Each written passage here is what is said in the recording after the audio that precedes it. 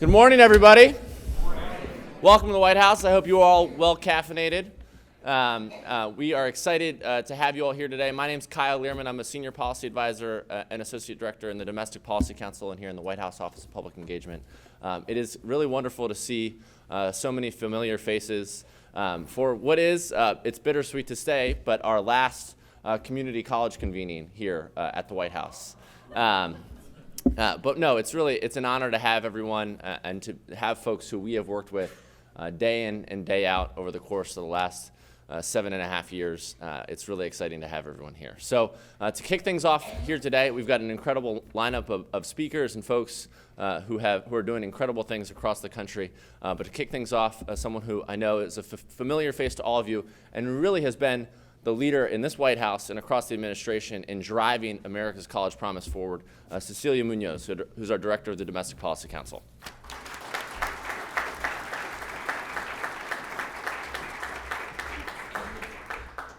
Thank you, Kyle. Good morning, everybody.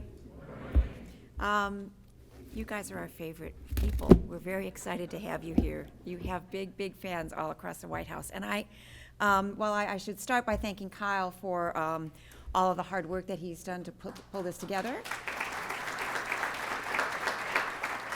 This is someone who is a true believer in what community colleges can produce, not just for our students, but for our country. And also thank Martha Cantor, who was right over there. Where did she go? There you are. We appreciate your leadership, both in making today's conversation possible, but also the successful PromiseNet conference of the last couple days, which I also had the honor of participating in. But I'm especially honored to welcome you here to the White House. I've been here since the beginning, along with my wonderful colleague Roberto Rodriguez, and from the very first day, the president has been focused like a laser on the importance of higher education, the importance of access to higher education, the importance of making sure we get more students in, but that we help more students finish.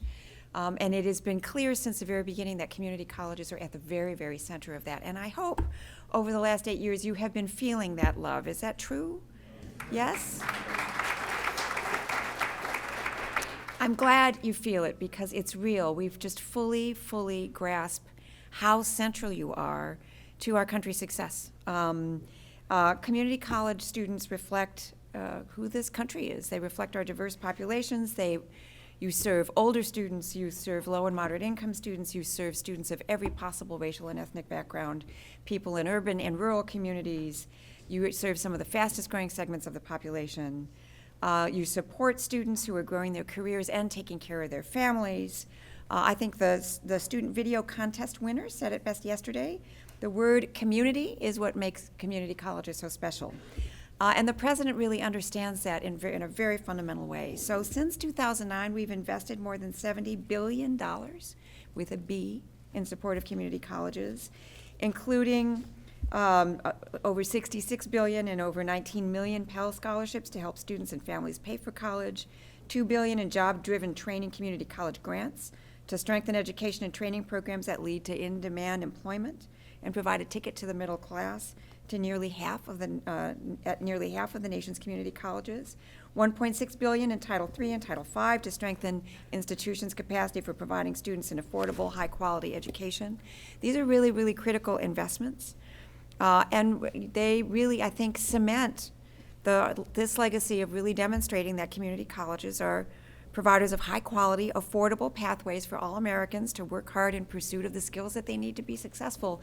And it's not just their success, it's really our success that's on the line here. So the president also recognized that if we really want to accelerate our progress in college access and completion, we need to do more, and we need more partners to share responsibility, which is why he announced the America's College Promise program last January. Since then, at least 36 states, communities, and community colleges have launched their own free community college programs across the country. They're raising over $150 million in new public and private investments to serve more than 180,000 students. So we've established some real momentum. And what we're really hoping to see and what we feel like we are seeing, and your presence here is really part of that, is that this is momentum which is going to continue. This was an idea that really sparked a tremendous response and a tremendous amount of excitement when the president announced it. So we're excited about that. We're excited about the momentum that we've built. But a handful of us have 80-plus more days of this to go, at least in our current positions. So we're well aware, as we have been really the whole time, that if we're going to be successful over the long run, these partnerships matter a lot, that ultimately this momentum is going to be carried forward, hopefully because of the work that we've done to invest in it, but also especially because the work that you will do to continue it. This is one of many reasons why we're so glad you're here. So we have two key objectives for the day. First, we're just here to celebrate you and thank you for all of your incredible work to support student success around the country, and particularly to help make sure more students get prepared for college earlier, have support throughout their college search and application process to make sure they enroll, they get connected to subjects that they're passionate about, and have the professors and peers that they can learn from, and ultimately that can help them complete college with a promising career and a bright future ahead of them. That is perhaps the most important work there is, worth celebrating. We have a second objective, which is essentially that we're bringing together critical leaders today to learn, to build bridges, to share best practices, so that we can take all of these ideas home and build on the momentum that we've started by translating those ideas into action.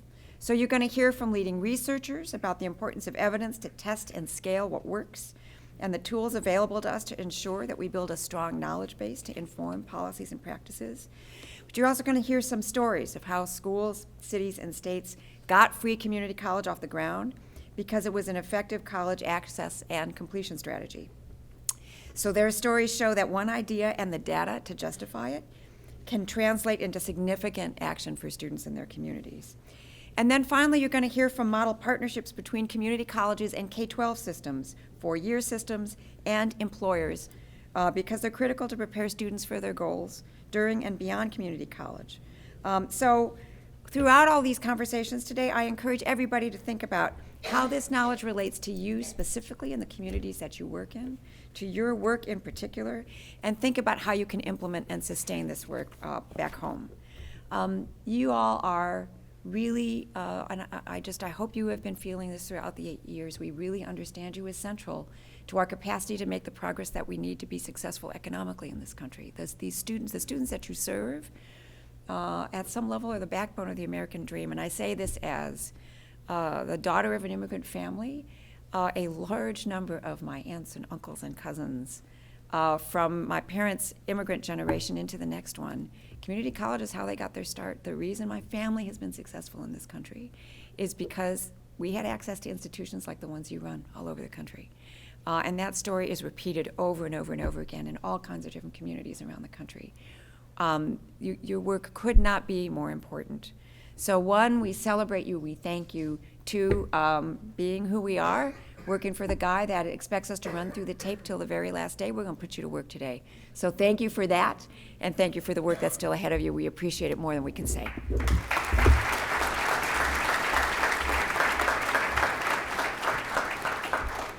All right, so we're going to dive right in to our first conversation. I know many of you have been here over the course of the last couple of days at PromiseNet. It was an incredible conversation with folks coming in from around the country.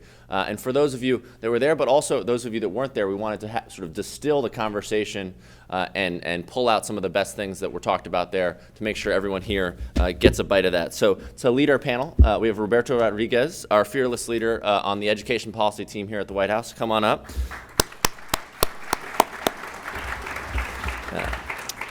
And then Cecilia thanked Martha Cantor earlier, but Martha Cantor, come on up. Martha, I will just say, and I know she's mentioned this to some of you, when the president announced the America's College Promise Plan, we knew that this was going to be a lot of work and that there really needed to be a movement built around the country. And Martha very graciously took up that mantle, and I know has been working day in and day out with so many of you to organize and build this movement with James and Andra and Angela and so many folks around the country. So can we just give Martha and the whole College Promise team a round of applause?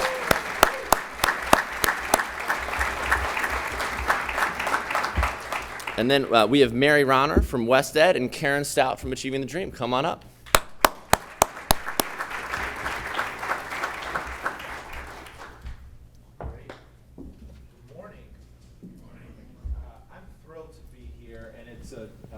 Pleasure to welcome you to the White House. Can everyone hear me? That's better, right? All right. It's a pleasure to welcome you and to have the honor to moderate this panel with such esteemed colleagues and friends. You have full bios, and so we won't spend too much time on that piece. Let me just underscore before we begin a few of the points that Cecilia shared this morning and how central this work is to the President's education agenda and to the work we do to really drive greater opportunities and outcomes across our education sector. We want to today do more to build and renew the evidence base around strategies and practices that work to strengthen and continue to expand and support America's community colleges. We want to do more to explore partnerships and the depth of partnerships. I think some of the most inspiring work that we have seen has been where our community colleges are really a hub for continued work with our K-12 sector, with our business and industry sector, with our broader community-based sector, and with our four-year partners to do more to build that pipeline of education for our students. And finally, what can we do to really renew our call to access and completion? The President's higher education agenda has been squarely focused on affordability, access, and attainment as three central goals. And our community college sector and this movement has been about that work, I know, since we began that work together at the beginning of his administration. So we're thrilled to have a chance to explore some of those themes with you. Our charge with this panel is to really unearth some of the lessons from the PromiseNet convening, as Kyle mentions. And I just would like to begin by moving down the panel and asking each of our panelists to really share some of the key takeaways from the PromiseNet work for the broader work around building and strengthening our community colleges, and to identify maybe any challenges that you believe are important for the room to consider as this movement continues. And we'll begin with Martha. Okay, so thank you for having me. It's great to be back here. I've been thinking a lot about the first White House summit, and I went back to my notes after the PromiseNet conference last night, and I was looking on the web to see what was the exact date that we were all together here to really launch the agenda back in 2010, and it was on October 5th. So it's exactly 6 years and 22 days that we're back here in this room to talk about the future of community colleges, the future of American higher education, and what more we need to do to work together to create a prosperous America. I think we can tone down the rhetoric. I think a lot of us are sort of feeling exhaustion from the election. We just want it to be over and go forward and do the great work that all of you represent. So one of the takeaways from the PromiseNet, and I want to just acknowledge Janice Brown, who's here, because she was Superintendent of the Year in her region in Michigan and has been with the Kalamazoo Promise, founded it back in 2005. So it's celebrating its 11th year, and the conference the last couple days, PromiseNet 2016, is the 8th conference where the community has really grown, come together to share best practices, look at the evidence base, figure out, what can we take from Tennessee, what can we take from Kalamazoo, what can we take from El Dorado, what can we do to help Oakland launch, and all the programs here. I talked to a university president this morning who's launching a Promise in Silicon Valley. So we have this movement that is very new, it's burgeoning, and people want to do more, and I think there's a future here that we need to harness. So when I look at the audience and I see people like David Silver, who represents Mayor Libby Schaaf from Oakland, they've got a hugely ambitious agenda. And then I look across and I see Janice Brown, who is a K-12 superintendent, now working still as a trustee for the Kalamazoo Promise. And then I look at all the community college presidents, and I look at Nancy Zimpher, who is the chancellor of the State University of New York. So, and I look at, Bill Moses from the Kresge Foundation in outside of Detroit, and I look at Harold Levy, who represents the Jack Kent Cook Foundation, and I look at all of that, and I say, what more can we do to leverage the college promise to deepen these cross-sector partnerships? So that was one takeaway from the conference, a tremendous opportunity to network, and for the first time, we were able to bring people like Jennifer Iretti from the University of Pittsburgh, and Michelle Miller Adams. I hope you've read the book Promise Nation, and other people like Sarah Goldrick-Robb, and all of the researchers and scholars in this room, and Mary Ronner will represent very well that community, to talk about research and policy and how we can drive better evaluation, better metrics, to really go forward, for the big goal, which is completion. We need a more educated society, a more workforce-prepared society, and this is all, nothing's free, we all know that. So what we are doing is using these assets collectively to create that attainment agenda. So I did go back to 2010, and I was reading last night after this conference, George Boggs's paper that he did for the conference called Democracy's Challenge. And all of you represent, I think everybody in the room, every single sector represents that challenge. How are we going to sustain this democracy for the 21st century? Louis Soares wrote about industry partnerships with community colleges. Tom Bailey, who's in the audience, I should have mentioned you, Tom, as one of the premier scholars. If you haven't visited the Community College Research Center at Columbia, it's world class. And that's the place, and I think I mentioned this, they just celebrated their 20th anniversary, and I go back to that website all the time because they have the best research out there, understanding how we do things. And then, their partners like MDRC or WestEd or others to really bring it all together. And at that time, Tom wrote a paper called, What Are We Going to Do About Developmental Education? Okay, we are totally re-engineering developmental education, and I know everybody in this room has worked tirelessly. I know, in New York, for New York State, Nancy runs all the community colleges and the universities. They've totally reinvented the math developmental pathway. All of the guided pathways work. So I could go on, and I'm going to turn this over to Mary, but I just want to thank everyone and just end with, 3 takeaways from the PromiseNet.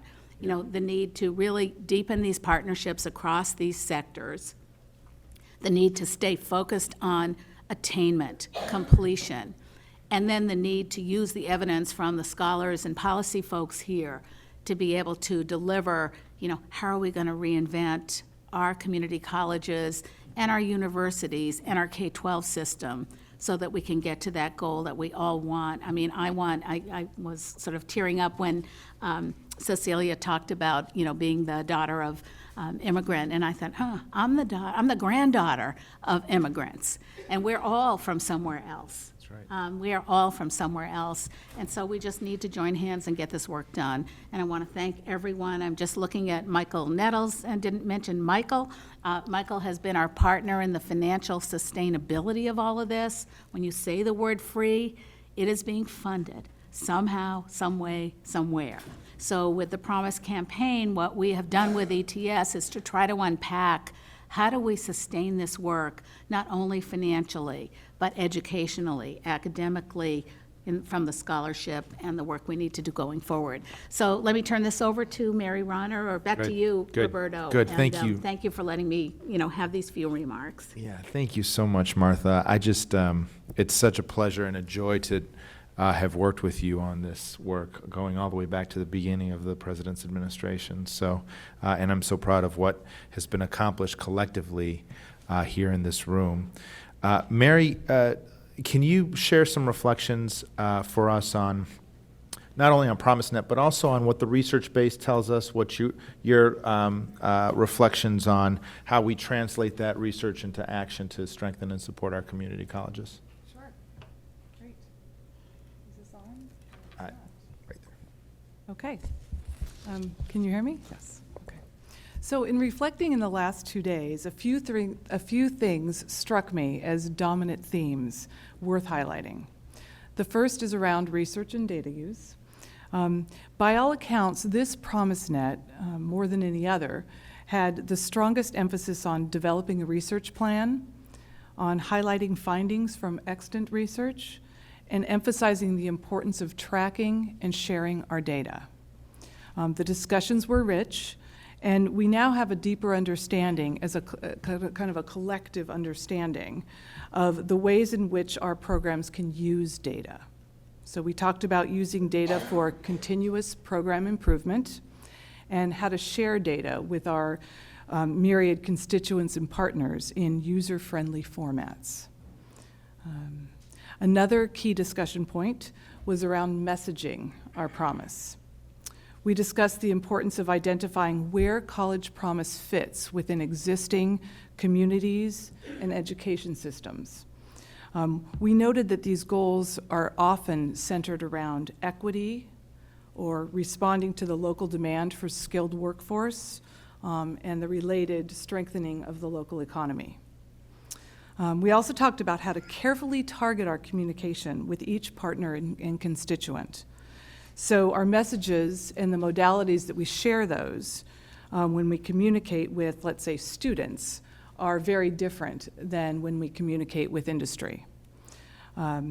We also acknowledge that these messages and the way that we communicate them will likely shift over time.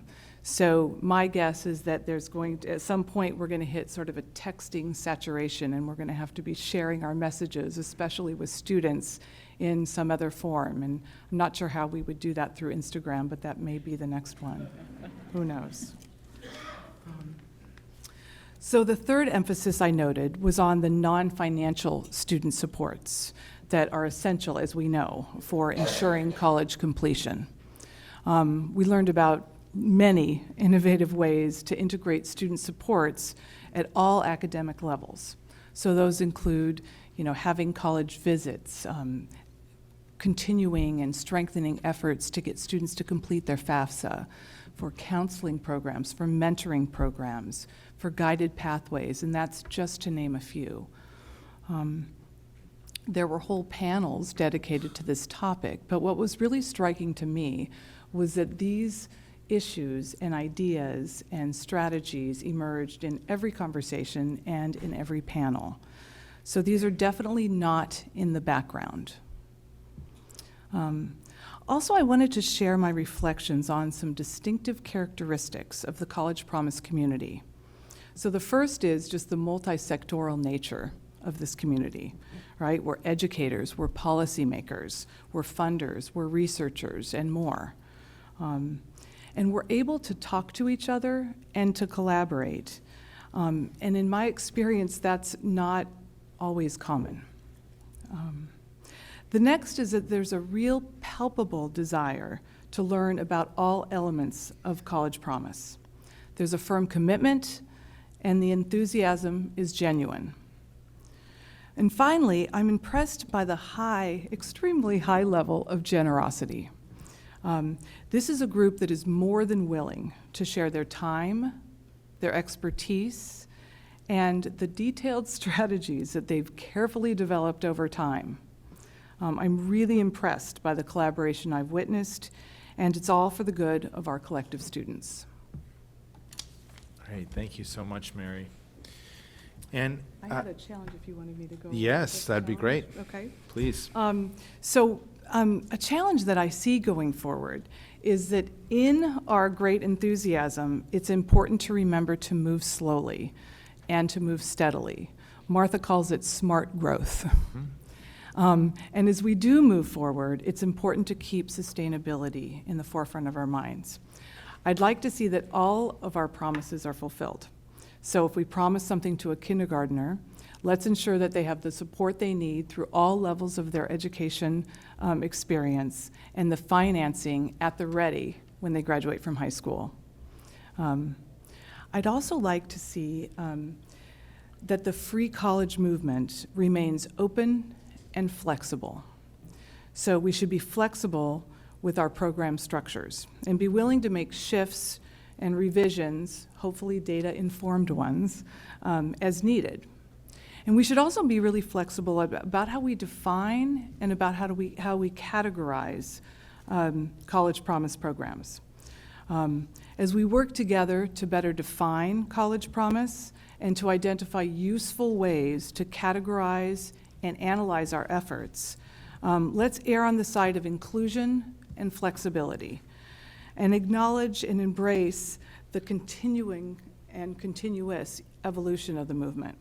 So finally, it's an exciting movement, and one that can positively impact our students and our communities.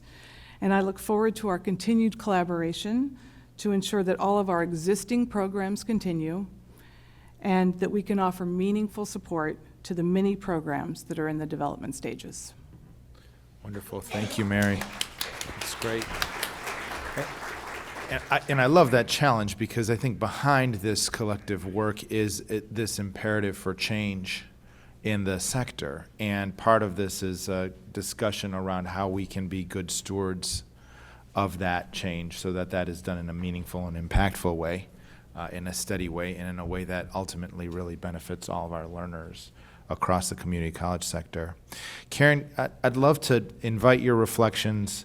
Achieving the Dream has been such a tremendous partner with this movement from the beginning, and I think the value there of a network of change agents across our community college sector focused on student success is just really tremendous. So share your thoughts with us, please. Well, thank you, and it's great to see so many Achieving the Dream presidents in the audience, and all the partners that work collectively with Achieving the Dream. And this is, I think, my third White House convening, and I've changed roles from being a college president to being the president and CEO of Achieving the Dream. So I'm seeing this work from two different perspectives, but primarily as a practitioner. So my observations or takeaways from PromiseNet are more about what we're learning and the how, and then what we need to do to move forward to continue momentum into the future.